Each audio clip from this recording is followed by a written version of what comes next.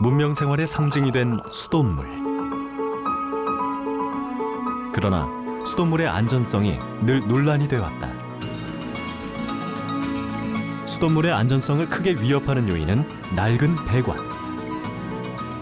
최근 느리지만 수도배관 교체가 이루어지고 있다. 그렇다면 새로운 수도배관은 과연 안전한가? 검증이 안 됐고 적용하는 데는 조금 문제가 있는 게 아니냐. 불안감 속에서도 대다수 시민들이 그대로 이용할 수밖에 없는 수돗물.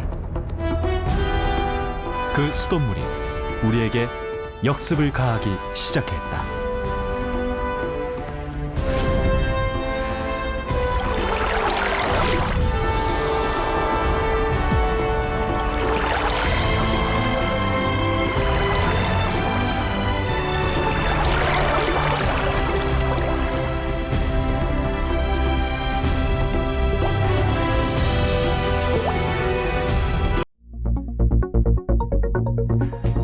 마시는 물에 대한 시민들의 인식과 실태는 어떨까?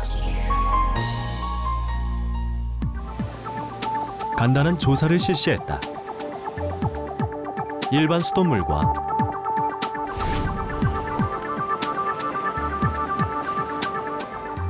국내산 생수, 그리고 외국 생수 샘플로 물맛 비교를 시도했다. 실험에 대한 시민들의 참여도는 높았다. 그만큼 마시는 물에 대한 관심이 높다는 반증이었다. B물이 최고 맛있는 것 같아요. A요. A가 B하고 C는 이상한 수돗물 맛 나요. B는 제일 별로 못 느끼고 C는 약간 단맛이 있어요.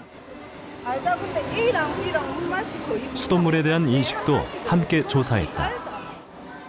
별로 하나 설거지 할 때, 내 씻을 때 뉴스에 나왔고요. 막 찝찝하잖아요. 냄새 나요. 애기가 있다 보니까 애기한테는 수돗물의 안전성에 대한 반응은 대부분 부정적이었다. 물맛은 국내산 생수가 최고 평가를 받았고 수돗물은 꼴찌에 머물렀다. 수돗물에 대한 인식이 부정적인 까닭은 무엇일까? 안전 안 하죠. 바로 뽑아가 쓰는 것도 아니고 물땡감 들어갔다 들어오는 거니까. 반 타고 올라가서 다시 집에서 나오는 그 물 자체는 깨끗하지 않다고 생각하거든요. 조사 결과는 예상을 크게 벗어나지 않았다. 수돗물 안전성에 대한 시민들의 인식은 절대 다수가 부정적이었다. 수돗물이 안전하지 않다는 응답이 무려 80%에 이르렀다.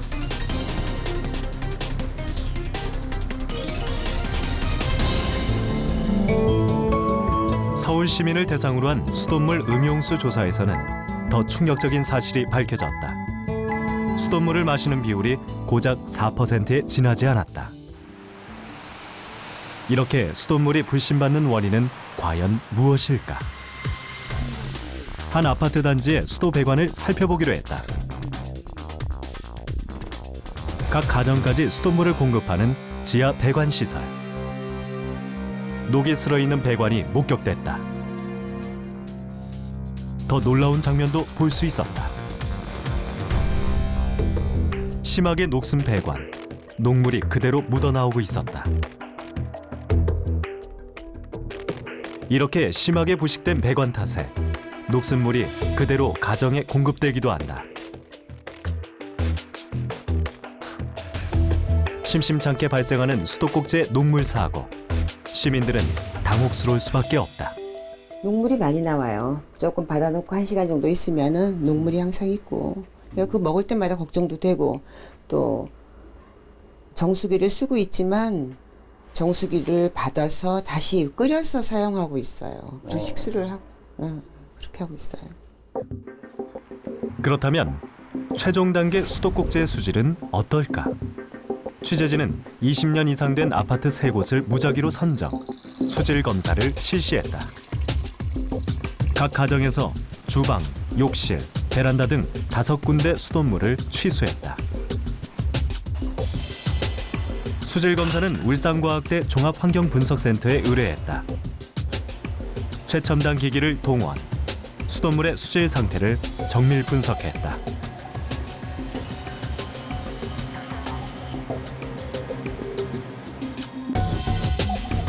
대부분의 수돗물에서 철 성분이 기준치 이상으로 검출됐다.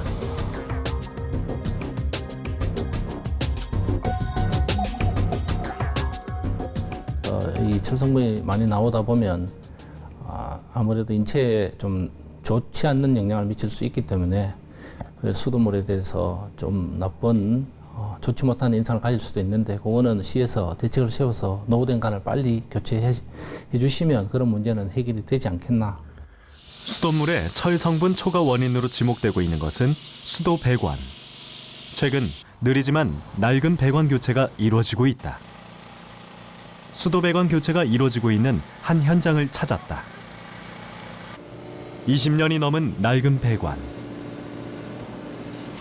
외관의 상태는 양호한 것처럼 보였다. 그러나 배관 내부는 전혀 달랐다. 녹덩어리가 배관을 메우고 있었다. 지금까지 수돗물을 공급했던 대부분의 배관은 주철관, 녹이 슬기 쉬운 관이었다.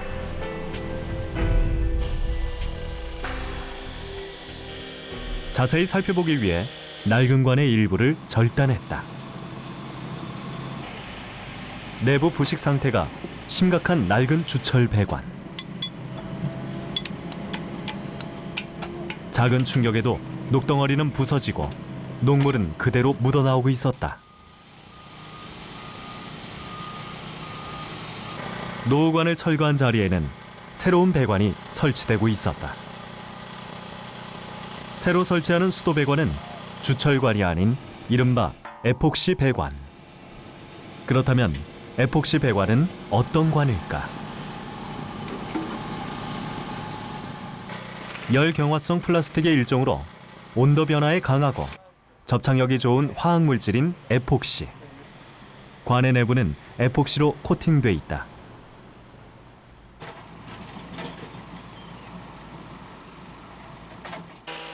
그렇다면 새로 설치하는 에폭시관은 과연 안전할까? 정밀 조사를 위해 에폭시관 일부를 절단했다. 매끈한 외관과 내관의 에폭시관. 그러나 아직 검증이 덜 된 배관이다. 사실 에폭시 관을 갖다가 우리나라 같은 경우에는 워낙 새로운 걸 좋아하다 보니까 새로운 소재가 나오면 적용을 참 빠른 시간 내에 하는 막 그런 특성을 가지고 있습니다. 근데 지금 현재 우리가 검증이 안 됐고 그다음에 규정이라든가 이런 걸 좀 더 한번 면밀하게 검토를 해야 되는데 그게 안 된 상태에서 적용하는 데는 조금 문제가 있는 게 아니냐 이렇게 지금 현재 판단이 되고요. 전문가의 진단은 사실일까? 노후 주철관과 에폭시 세관 모두를 분석해 보기로 했다. 노후관과 신관 조각을 잘라 전자 현미경을 이용. 먼저 관 내부 조직 상태를 살펴봤다. 결과는 예상대로였다. 왼쪽의 노후관은 오른쪽 신관에 비해 조직 파괴가 확연히 드러났다. 심하게 부식된 상태인 것이다. 이번엔 노후관과 신관이 수질에 끼치는 영향을 살펴보기로 했다. 두 관의 조각을 물에 담궈 변화를 살펴보는 실험. 사용하던 노후관과 새로운 신관 조각을 증류수에 담궜다. 그리고 약 20일간 그 변화를 관찰했다. 20일 후 물 색깔은 육안으로도 구분이 될 만큼 변했다. 그런데 노후관, 신관 모두 물 빛깔이 누렇게 변색돼 있었다. 그렇다면 이 물의 수질은 어떨까? 증류수와 신관, 노후관 추출물 세 종류 샘플로 분석을 의뢰했다. 정밀 분석 결과 예상을 크게 벗어나는 자료가 도출됐다. 노후관은 알루미늄과 철이 기준치를 훨씬 넘어섰고 특히 에폭시 신관은 철의 기준치를 무려 38배나 초과했다.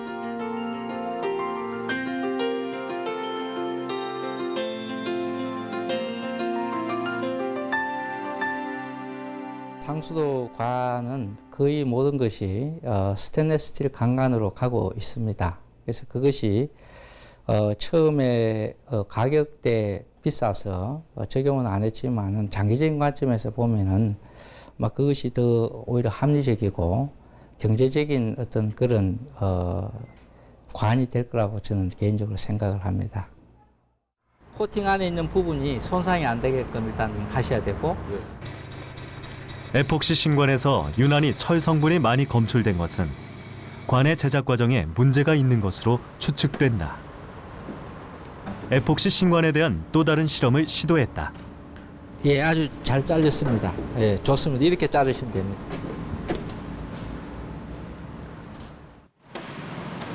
에폭시 신관에는 어떤 유해 물질이 들어 있을까? 화학 물질의 검출 여부를 살펴보기로 했다. 역시 에폭시 신관 샘플을 무작위로 추출, 실험을 시작했다. 해가지고 이렇게 실험의 정확성을 높이기 위해 샘플은 4종류로 선정했다.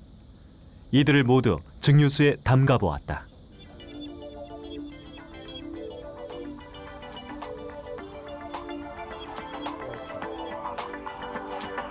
그리고 한 달간 일단 추이를 지켜보기로 했다. 시일이 흐르면서 역시 물빛깔이 달라지기 시작했다. 한 달이 경과하자 물빛깔이 완전히 달라져 있었다.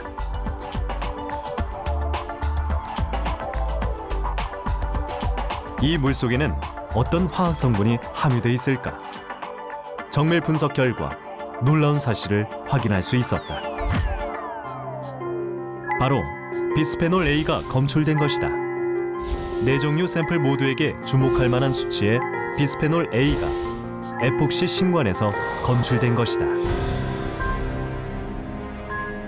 비스페놀 A가 코팅된, 우리가 흔히 얘기하는 에폭시 코팅된 관에서 한 번도 사용되지 않고 저희들이 시험을 했는데도 불구하고 이렇게 인지할 만한 그런 농도가 나왔다는데 앞으로 우리가 한번 비스페놀 A에 대한 문제를 관로에도 한번 점검을 해봐야 된다 이렇게 말씀을 드릴 수가 있겠습니다.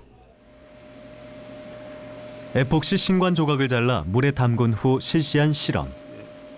여기서 검출된 비스페놀 A. 혹시 실험 방법에 한계가 있는 것은 아닐까? 제작진은 또 다른 실험을 시도했다. 즉, 에폭시관을 이용 실제 수도 배관과 같은 조건을 만든 다음 화학물질 검출을 살펴보기로 한 것이다. 기존의 주철관 사이에 에폭시관 3개를 연결, 그 속으로 수돗물 원수를 통과시켜 보기로 한 것이다. 마침내 실험을 위한 장치가 완료되자 이 배관을 통해 수돗물을 통과시키기 시작했다.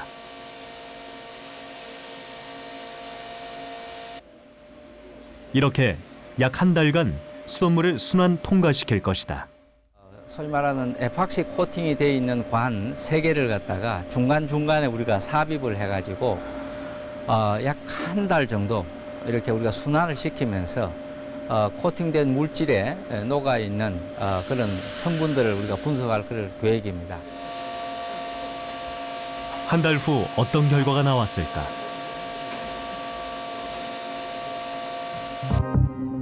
분석 결과는 더욱 놀라웠다. 비스페놀 A 수치는 무려 19.62 ppb. 전문가의 분석은 더욱 비관적이다. 실제 모든 이 고분자 물질들은 시간이 지나면 열화가 되는 것은 상식적인 얘기입니다. 그래서 시간이 지나면서 비스페놀 A의 양이 열화된 어떤 코팅에 관 경우에는 많아질 가능성이 굉장히 많지요. 2개의 페놀과 1개의 아세톤이 반응에 합성된 흰색 광택의 비스페놀 A는 인체에 심각한 악영향을 끼치는 것으로 알려져 있다.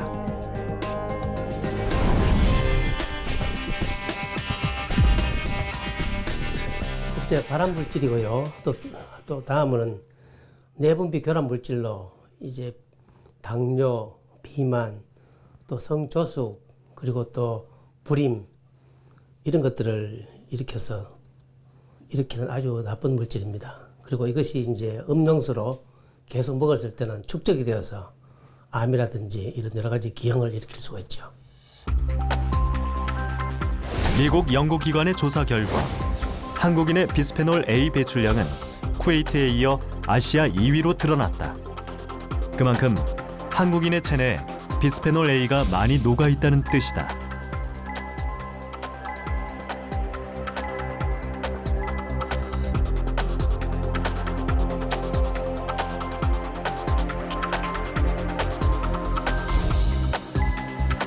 비스페놀 A 섭취량도 역시 아시아 2위. 왜 이런 조사 결과가 나왔을까? 우리가 먹는 음식물 속에 캔으로 사용된 것이 많습니다. 통조림이라든지 커피라든지 탄산 음료가 전부 캔으로 나오는 게 많고, 이 캔을 내면을 코팅할 때 비스페놀 A를 씁니다. 그래서 아마 이것이 영향하리라고 믿고, 또 요즘 수도에서도 비스페놀 A가 나온다고 하니까 그것도 아마 큰 영향을 주리라고 생각합니다. 앞으로 여기에 대한 역학조사를 반드시 해볼 필요가 있다고 생각합니다. 그렇다면 환경 선진국 독일의 수돗물 상황은 어떨까? 취재진은 독일 본의과대학을 찾았다. 이 대학에 한국에서 가져간 에폭시 수도관의 분석을 의뢰했다. 세계적인 권위를 가진 수질 연구기관에서는 한국의 에폭시 신관을 어떻게 분석할까? 역시 수도관을 물에 담근 후 용출수의 변화를 분석하는 것으로 우리와 실험 방법은 크게 다르지 않았다. Wir werden das Rohr jetzt 2 Tage in dem Wasser stehen lassen. Nach 2 Tagen wird die Wasserprobe abgeschüttet in ein Gefäß. Dann wird es in einem anderen Labor analysiert. Und wenn wir die Ergebnisse bekommen, die Resultate, stellen wir Ihnen die zur Verfügung. 환경 호르몬 비스페놀 A가 32ppb나 검출됐다. 결코 검출돼서는 안 될 물질인 것이다.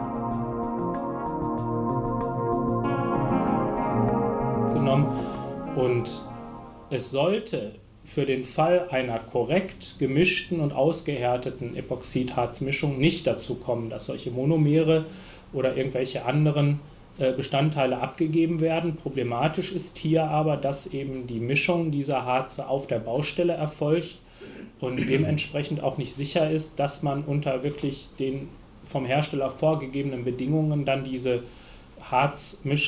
Gemische erzeugt und eben reagieren lässt. Wenn man dort Fehler macht, kann es zu eben Abgabe von Monomer hinterher kommen, dauerhaft ans Trinkwasser, und das hätte dann sehr unangenehme Folgen für die Verbraucher. 그렇다면 독일은 어떤 수도관을 사용하고 있을까? 수도관 교체 공사 현장. 외관이 푸른색으로 특수 처리된 주철관이었다. 중요한 것은 관의 내부.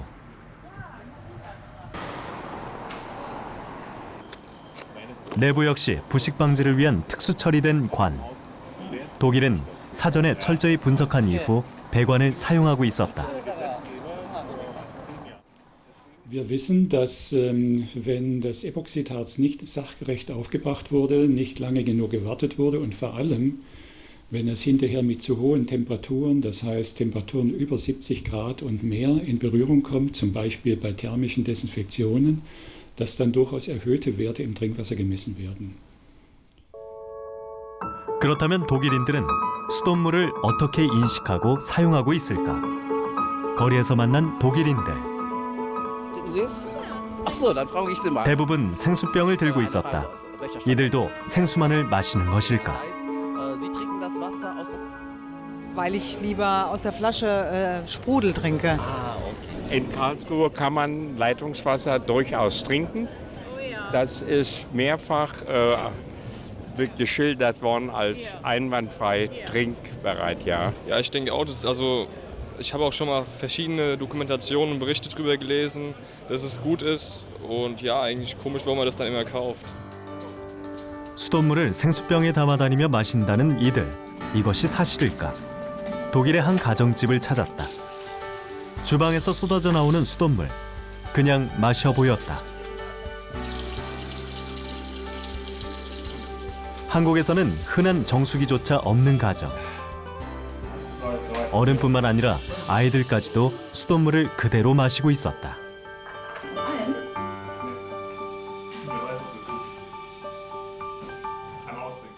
Ja, ich weiß, dass das Leitungswasser hier in Deutschland sehr gut kontrolliert wird und es schmeckt auch sehr gut. Wir haben da vollstes Vertrauen. 수돗물 음용은 일반 가정뿐만이 아니었다. 독일의 한 노인 요양원. 건강이 여의치 않은 노인들이 모여 입원 치료를 받고 있는 시설. 노인 환자들도 수돗물을 그대로 마시고 있었다.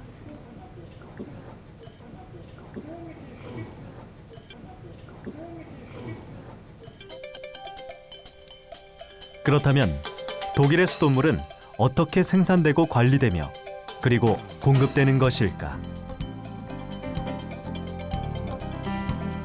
유럽의 젖줄 라인강이 역시 수원지다. 그런데 강변에 둥근 지하 시설물이 보인다. 이곳이 바로 수돗물의 원수를 취수하는 취수정이다. Ja, die Wassergewinnung in Düsseldorf ist etabliert seit 1870. 독일은 라인 강물을 그대로 취수하는 것이 아니라 강에서 약간 떨어진 강변 지하에서 취수를 한다. 이른바 강변 여과수인 것이다.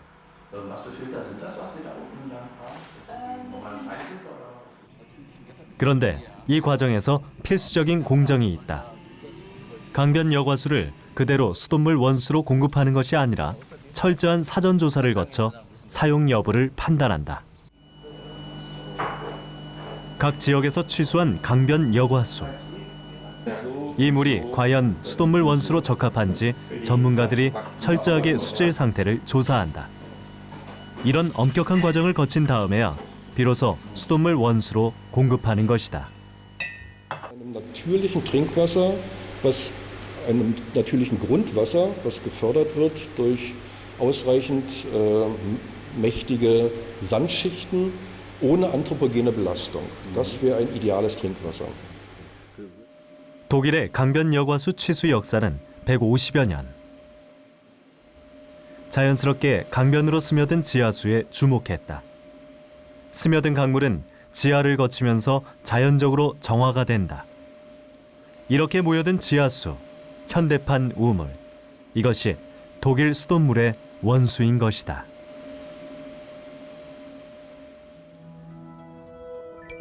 취수장은 강변에서 약간 떨어진 모래지층에 위치한다. 오랫동안 지층을 통과한 강물과 빗물이 취수원인 것이다. Talsperren machen kann. Dort gibt es die Möglichkeit, das Wasser nochmal aufzureinigen, indem ich praktisch das Wasser nehme, es dann durch eine Bodenstrecke passieren lasse. Also der Boden hat Reinigungswirkung.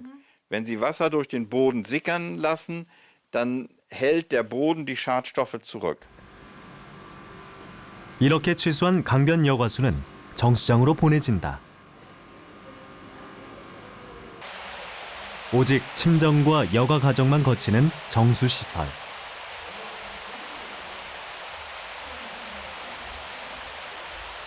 그런데 독일의 정수장은 모두 지하에 건설돼 있다. 대기 오염 물질로부터 원수를 보호하기 위해서다. 지하 정수장에서 아무런 약품 처리도 없이 생산되는 깨끗한 자연의 물. 이것이 바로 독일의 수돗물이다. Wir befinden uns hier in unserer Schnellfilterhalle. Wir haben hier insgesamt 20 Schnellfilter und hier wird unser Rohwasser von Eisen und Mangan befreit. Das geschieht ausschließlich durch die Kiesschicht, die das Eisen und Mangan festhält. Unten kommt unser fertiges Trinkwasser raus. Dieser Vorgang hier dauert ungefähr eine halbe Stunde, je nachdem, wie viel Wasser hinterherkommt. Wir benutzen hier keinerlei Desinfektionsmittel, das heißt kein Chlor, kein Ozon, sondern die reine Natur, unseren Filterkies. 자연 정화력으로 깨끗함을 유지하는 강변 여과수를 취수. 어떤 화학약품 처리도 없이 최대한 자연과 가까운 물을 공급한다는 것이 독일 수도 정책의 기본. 이것으로 독일 수돗물은 시민의 신뢰를 얻었다.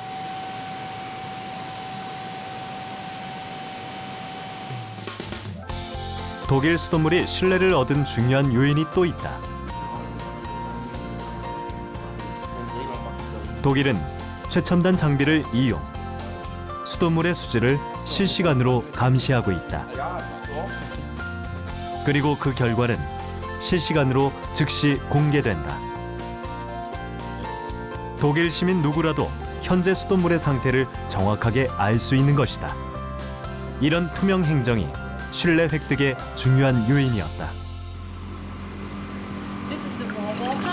전문가들은 수시로 생산된 수돗물을 마시며 수질뿐만 아니라 그 맛까지 꼼꼼하게 점검한다. 이렇게 깨끗한 원수를 이용 자연 정화 방식으로 수돗물을 생산하고 철저한 관리와 투명한 공개로 신뢰를 얻고 있는 물. 이것이 바로 독일 상수도 정책의 기본인 것이다. Und die Trinkwasserqualität in Düsseldorf ist sehr gut und die Qualität und die Daten werden auch veröffentlicht. Das heißt, die Kunden wissen jederzeit Bescheid, welche Stoffe und Parameter im Wasser sich befinden. Das führt dazu, dass die Kunden ein gutes Vertrauen an die Düsseldorfer Stadtwerke haben und die Wasserwerke und das Wasser auch sehr gut annehmen. 지난 150여 년간 독일의 수돗물은 시민들이 언제 어디서나 안심하고 마실 수 있는 살아있는 물로 자리매김해왔다. 이는 독일 정부의 철저한 상수도 정책의 결과였다. 수자원을 자연 그대로 보호하고 자연 정화력에 의지한 강변 여과수를 취수, 살아있는 수돗물을 생산하고 공급한 노력의 결과물이었다.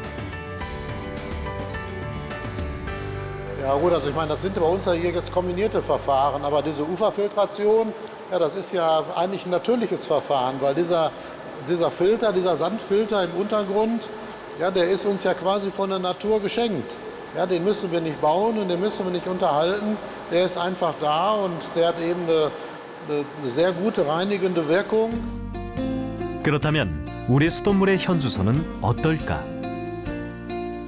한강의 최상류 지역, 맑고 깨끗한 물이 흘러넘치고 있다.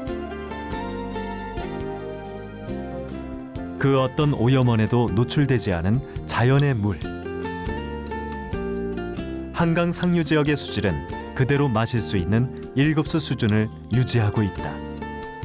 풍부한 용존 산소량, 다양한 미네랄, 그야말로 살아있는 생수인 것이다. 특히 화강암 지질의 특성 덕분으로 우리 수질은 세계적인 수준을 유지하고 있다. 옛날부터 금수강산이라고 그러니까 물 자체도 좋고, 그래서 등급으로 본다면은 뭐 1등급, 2등급 뭐 이렇게 아주 상등급에 속하는 물이라고 원수는 볼 수 있습니다. 하지만 인간의 간섭에 노출되면서 상황은 급변한다. 한강 상류 지역의 폐탄광지대, 빗물과 함께 탄광 찌꺼기가 그대로 흘러내리고 있다. 폐탄광 침출수의 산성도는 무려 3.8, 강산성물이다. 여기서 나오던 이 침출수의 pH는 상당히 낮기 때문에 이것들이 하천으로 들어가면 낮은 pH에 의해서 하천 생태계가 생존할 수 없게 되죠. 철광산에서 흘러내리는 중금속 오염수.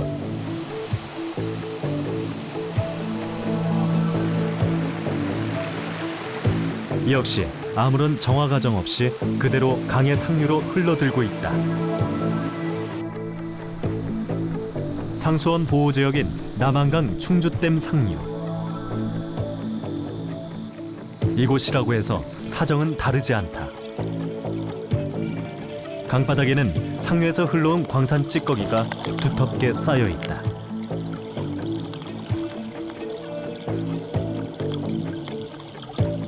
이 물이 수돗물 원수로 사용되고 있는 것이다. 심각한 오염에 노출돼 있는 수돗물 원수. 위협은 곳곳에 산재해 있다. 빈번한 공장 지역의 폐수 유출 사고 역시 심각한 위협이 되고 있다. 이렇게 이미 취소한 상류 지역부터 심각하게 오염된 물.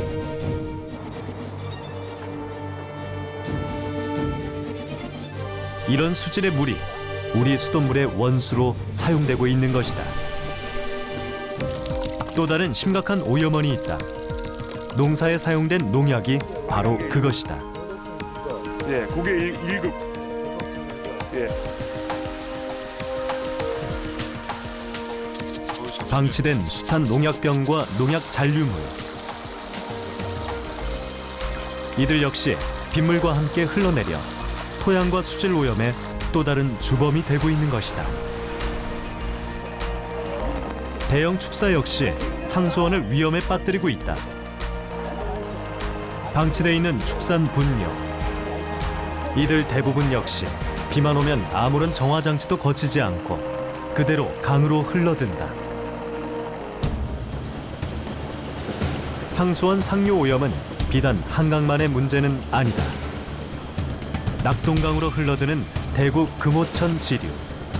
이곳 염색공단의 잦은 오염 사고 역시 우리 식수원을 위협해왔다. 특히 이런 사고가 치명적인 것은 그 사고의 규모가 매우 크다는 점이었다. 대형 오염 사고는 한 지역뿐만 아니라 광범위하게 그 영향을 끼쳐왔다. 상수원 댐을 통째로 오염시켜 국민들의 불안감을 가중시켜 왔던 것이다. 또 하나, 우리가 놓치고 있는 심각한 오염원이 있다.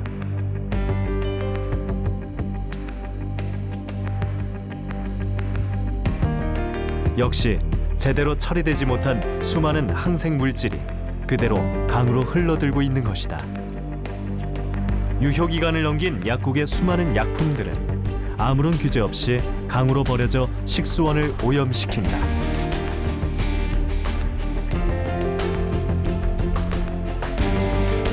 그렇다면 실제로 우리 강물에는 항생 물질이 포함되어 있을까? 팔당으로 흘러드는 경안천을 찾았다.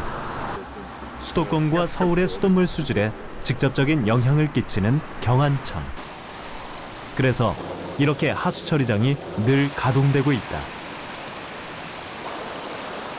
그런데 조사 결과 하수 처리를 거친 물에서 항생 물질이 검출됐다. 남한강의 경우 모두 9종류. 북한강에서는 4종류의 항생 물질이 검출된 것으로 조사된 바 있다. 특히 경안천의 경우 모두 16종류의 항생 물질이 검출됐다. 이곳 팔당호에 항생 물질이 끊임없이 흘러들고 있는 것이다. 우리나라 강에는 예외 없이 대형댐이 들어서 있다. 물의 흐름을 막아버린 대형댐. 이들 댐 역시 수질 오염의 적잖은 원인이 되고 있다. 팔당호의 수중 상태를 직접 살펴보기로 했다.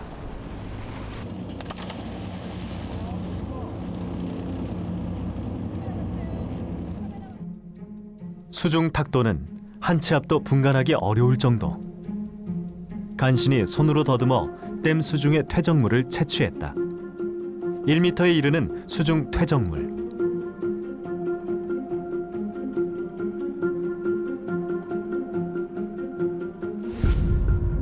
분석 결과 퇴적물의 중금속 오염은 매우 심각한 수준.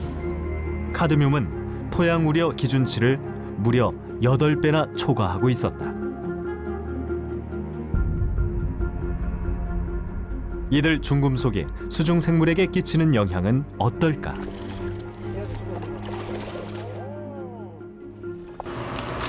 팔당호 물고기 체내의 중금속을 조사해 보기로 했다. 아가미 조직을 채취, 정밀 분석을 시도했다. 만약 물고기 체내에 중금속이 존재한다면 이를 섭취했을 경우 인간의 체내에도 축적될 수 있는 것이다. 팔당호와 한강의 물고기를 조사한 결과 누치에서 심각한 오염 현상을 확인했다. 특히 팔당호 누치의 경우 납이 무려 식품 기준치의 23배나 검출됐다. 팔당우 잉어의 경우 한강 하류 잉어보다 납이 27배나 높게 나왔다. 심각한 중금속 오염 상태였다. 특별히 납이라든가 카드뮴의 농도가 높은 것으로 봐서는 특히 그 지역에 사는 주민들이 특히 어린아이들이 섭취하게 될 때는 그로 인한 독성 이런 것들이 발생할 가능성이 있지 않을까 이렇게 생각을 합니다. 상수원 역할을 하고 있는 인공호수. 이들 호수물의 오염을 가중시키는 또 다른 요인이 있다. 기온이 오를 때쯤이면 해마다 발생하는 남조류가 바로 그것이다. 특히 남조류가 문제가 되는 것은 그 독성 때문이다. 울산의 상수원인 회야댐의 경우 남조류가 조류주의보의 2배 이상으로 측정되었다. 저희들이 댐의 원수가 악화되면 정수 처리에 비용이 많이 듭니다. 더 심각한 것은 이 남조류에 대해서는 규제 항목조차 없다는 것이다. 이미 그 독성이 확인된 남조류에 대해 아무런 기준과 규제 항목조차 없는 상태. 이를 어떻게 해야 할 것인가? 녹조가 발생하면 이제 독소 문제가 우려가 되어지는데 그건 지금 저희들 먹노물 수질 기준 항목에는 들어와 있지 않습니다. 그래서 만약에 이제 녹조가 발생하는 경우 이 독소를 확인할 길이 없기 때문에 앞으로는 이 기준에 이 독소 같은 이제 항목도 넣어가지고 저희들이 확인할 수 있는 그런 시스템도 갖춰줘야 된다고 그렇게 생각합니다. 울산 지역 상수원인 회야댐의 경우 도수로를 통해 낙동강물을 공급받고 있다. 오염된 낙동강물을 식수로 사용하기 위해서는 필연적으로 거쳐야 할 과정이 있다. 바로 정수 처리가 그것이다. 수돗물을 생산하는 정수장. 맨 첫 과정은 불순물을 가라앉히는 침전 과정. 다음으로는 작은 불순물을 걸러내는 여과 과정을 거쳐야 한다. 이렇게 침전과 여과 과정을 거친 물은 다시 활성탄을 통과하는 흡착 과정을 거친다. 이것으로 끝이 아니다. 오염물질을 완벽하게 걸러내기 위해 이온을 이용한 고도 정수 장치를 거친다.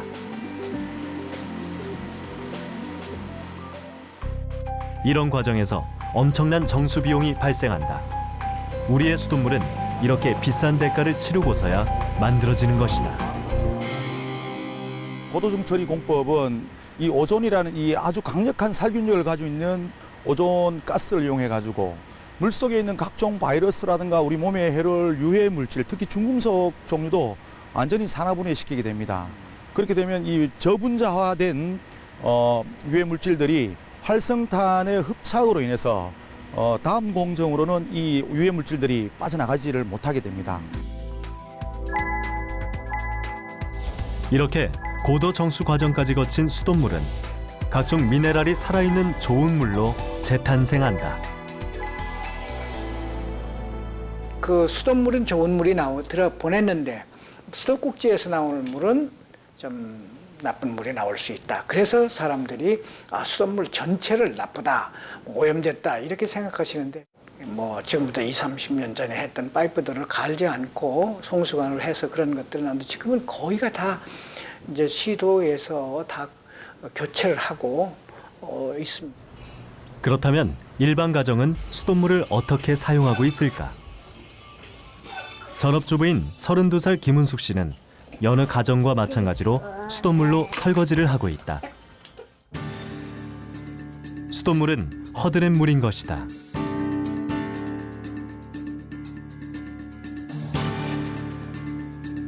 또한 과일을 씻거나 쌀을 씻는 용도로만 사용한 후 그대로 버려지고 있다.